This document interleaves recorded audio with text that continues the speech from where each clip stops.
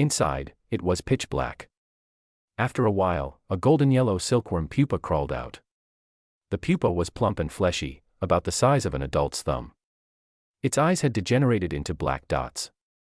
Its swollen body had dozens of legs, and 2 pairs of soft, paper-thin wings were attached to it. I stared at the black dot on its head.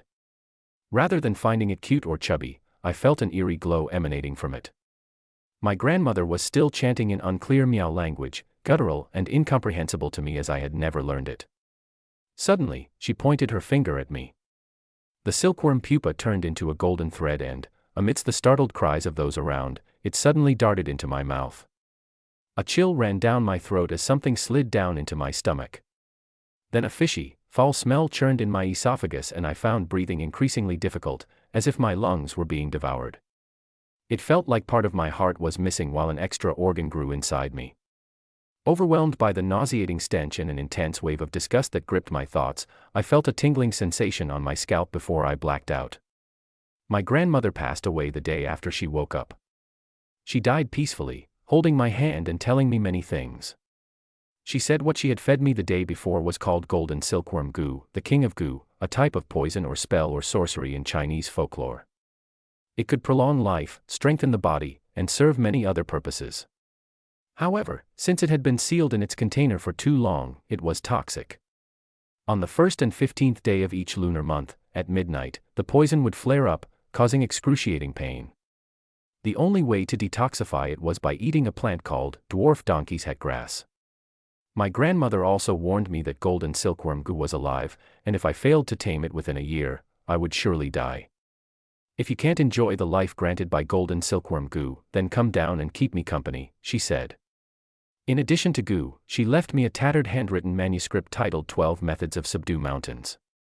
The book consists of 12 parts: altar rituals, preaching, witchcraft, healing, goo breeding, talismans, spells and curses, divination, rain prayer, dream interpretation, disease expulsion, deity worship, and body fortification. The book, about half an inch thick, written in traditional Chinese characters, was interspersed with messy notes, illustrations, and personal insights. The last chapter also recorded miscellaneous observations and feelings. Since it's handwritten in a mix of classical and vernacular Chinese, with missing chapters and pages, it is very difficult to read. During my grandmother's funeral, my mother was very worried, but I didn't pay much attention. Besides casually flipping through the thick book when I was bored, I was so busy with funeral stuff that I almost forgot about swallowing the silkworm goo. 3 days after the funeral, as I packed my bags to return to Dongguan, my mother asked me to stay home for 2 more days. Why? I asked. She explained that the next day was the first day of the lunar month, and she wanted to see if my grandmother's warnings were true. Her face clouded with worry. She added, "Your grandmother never lied to family." She wanted me to inherit her practice, but I was afraid of worms and insects. So I refused. She didn't mention it again after that. Why did it fall on you? I shouldn't have called you back. I teased her for overreacting, but I agreed to stay a few more days, planning to catch up with friends. The next evening, after drinking at a childhood friend's place, I returned home late and found my mother still awake. She scolded me for not staying home as instructed. Her pale face and tightly pursed lips made me feel she might be ill. It was already 11 o'clock at night. "Are you sick?" I asked. "No," she replied. My parents sat solemnly in the living room waiting with me for midnight to arrive. I noticed 2 bundles of red cloth and several handfuls of mugwort hanging on the door beam. Scattered piles of millet lay near the wooden threshold in no discernible pattern. Seeing their grave expressions, I began to feel uneasy. My mother, sensing my doubt, began recounting old stories. There were 2 Miao groups, raw Miao, who live isolated from the world, and the ripe Miao, who had been assimilated, mingling with Han people, not performing sacrificial rituals, not celebrating Miao festivals or speaking Miao language. My grandmother's village, Dunzhai, was originally a raw Miao village where the chieftain's authority was absolute except when it came to my grandmother. In her youth, she was a renowned beauty. Many men coveted her, but after some unknown incident, she followed a Shenpa, witch, deep in the mountains to learn witchcraft. In Miao tradition, Shenpa was a title, not a gender. My grandmother's master was a man. Miao people excelled in breeding gu, especially those from the 10,000 Mountains region. In the early days, the mountains were undeveloped, rarely visited by humans, and filled with venomous creatures like snakes, centipedes, lizards, earthworms, and toads. Over time, villagers became familiar with their toxicity and learned to manipulate them. My grandmother's master was a gu expert, renowned throughout Xiangxi before liberation, though later he met a grisly end. He died alone in a remote mountain hollow. His body was unattended and his intestines were dragged out 5 meters by wild dogs, all covered with wriggling white maggots.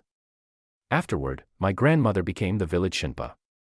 In the 1950s, when bandits plagued Xiangxi, a bandit leader passing by Dunzhai tried to abduct a village girl but backed down, only taking some grains away when faced with fierce resistance from the villagers. My grandmother merely muttered a few words at them and didn't say much more.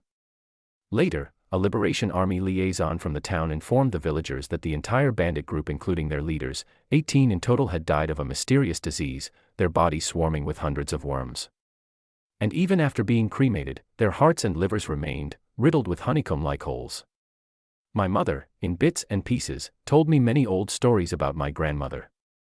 Some she had heard from my honest and straightforward grandfather, and others from the elders of the village.